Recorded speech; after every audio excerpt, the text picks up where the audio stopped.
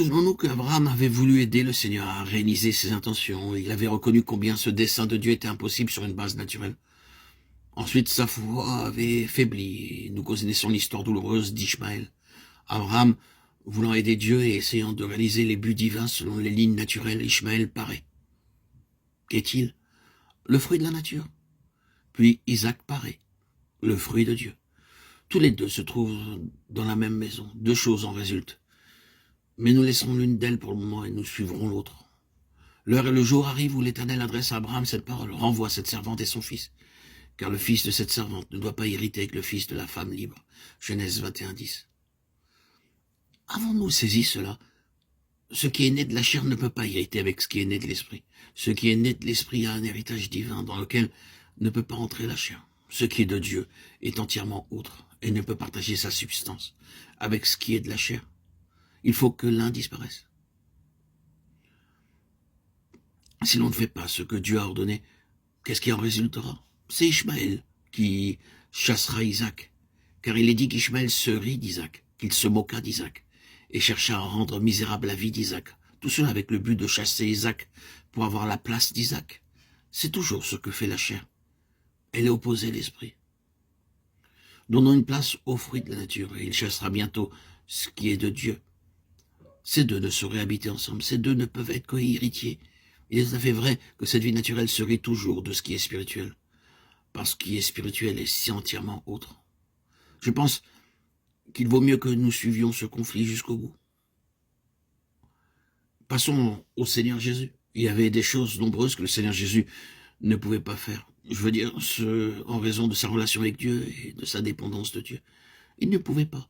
Il le dit lui-même. Le Fils ne peut rien faire de lui-même. Jean 5, 19.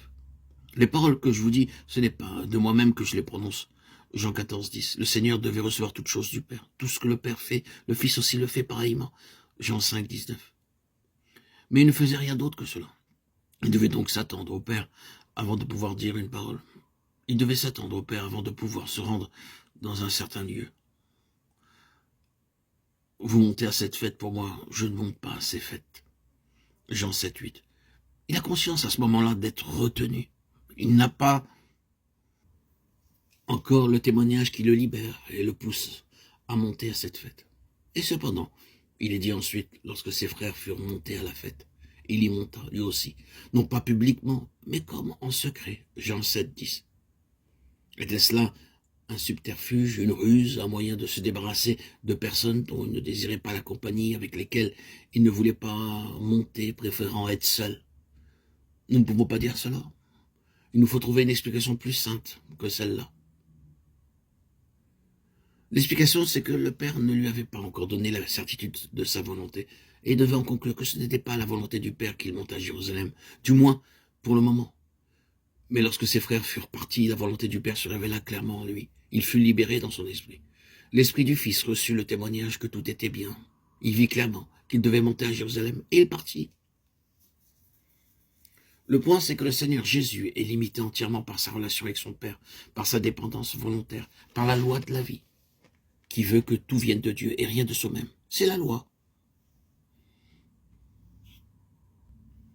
Essayons donc de vivre sur ce niveau-là. Et nous verrons alors si l'homme naturel, l'homme charnel, ne se rit pas et ne se moque pas de l'homme spirituel. Remarquons combien de questions nous seront posées. Qu'est-ce que vous allez faire? Je ne sais pas. Où allez-vous? Je ne sais pas. Quand partez-vous? Je ne sais pas. J'irai lorsque le Seigneur me dira que je puis partir, quand le Seigneur m'en donnera l'assurance, quand je serai libéré par le Seigneur. Exprimons ce langage spirituel sous quelle forme que nous le voulions. Qu'est-ce que l'homme naturel en dira? Il en rira, il se moquera de nous. Cela n'est pas seulement vrai de l'extérieur, mais nous trouverons cette même réaction en nous-mêmes. Très souvent, nous sommes enclins à nous accuser de folie. On se moque de nous, on nous questionne, on nous pousse à nous questionner nous-mêmes. Pourquoi ne puis-je pas faire ceci? Et alors nous sommes obligés de nous arrêter. Pourquoi est-ce que je ne le fais pas? Parce que je ne puis pas. Pourquoi pas? Ce serait le faire par moi-même. Et le Seigneur ne fait pas cela. Je ne suis pas conscient que le Seigneur veuille faire cela. Et c'est là, le langage, la conscience du Fils. C'est le chemin de la vie. C'est le chemin que nous devons suivre.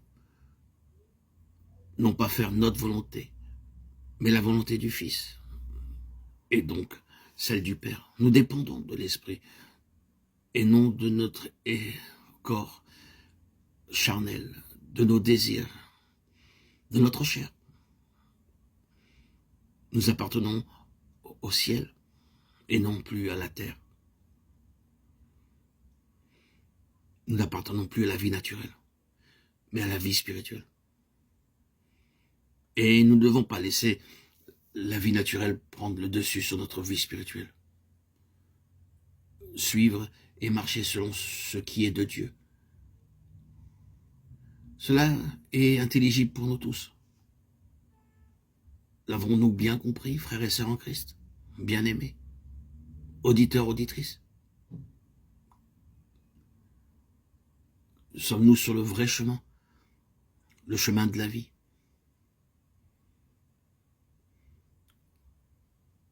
Nous le savons lorsque notre vie est illuminée, lorsque notre esprit est éclairé, lorsque une joie profonde,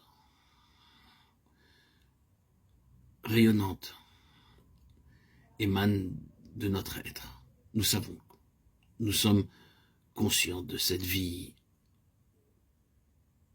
que nous suivons est le bon chemin, que nous sommes sur le chemin que Christ a choisi pour nous, sans aucune contradiction, sans aucune embûche. Nous sommes au clair dans notre esprit. C'est si limpide, si fluide, si transparent. Et les gens le voient. Notre entourage le voit. Nous marchons par l'esprit. Nous marchons en Christ. Ce n'est plus moi qui vis. C'est Christ qui vit en moi. Ainsi l'a annoncé Paul. Ainsi peuvent l'annoncer tous les enfants de Dieu.